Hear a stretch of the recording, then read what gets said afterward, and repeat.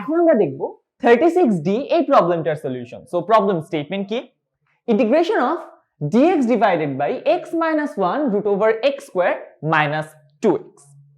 এখন এটার ক্ষেত্রে আমরা যেটা করব সেটা হচ্ছে জাস্ট এই যে নিচে আমাদের x square minus 2x আছে এটাকে আমরা লিখে ফেলবো x square minus 2x, একটা এক যোগ করব, একটা এক বিয়োগ করব।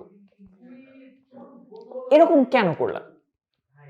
কারণ হচ্ছে যে এখন আমি এটাকে লিখে ফেলতে পারবো divided by x minus 1 root over x square minus 2x plus 1 অর্থাৎ x minus 1 whole square minus 1।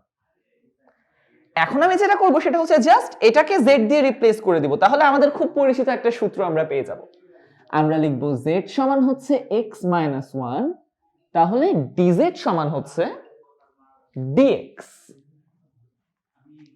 তাহলে আমরা যদি লিমিট চেঞ্জ করি আমাদের চলে আসবে 2 এবং 3 থেকে, 2 থেকে চলে আসবে 1, 3 থেকে চলে আসবে 2, মান বসালেই চলে আসবে। সো আমরা এটাকে কি লিখতে পারবো?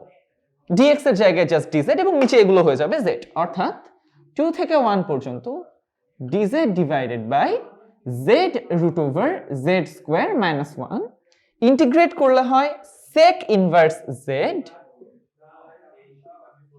1 2। সো ফাইনাল ভ্যালু চলে আসবে sec inverse 2 minus sec inverse 1।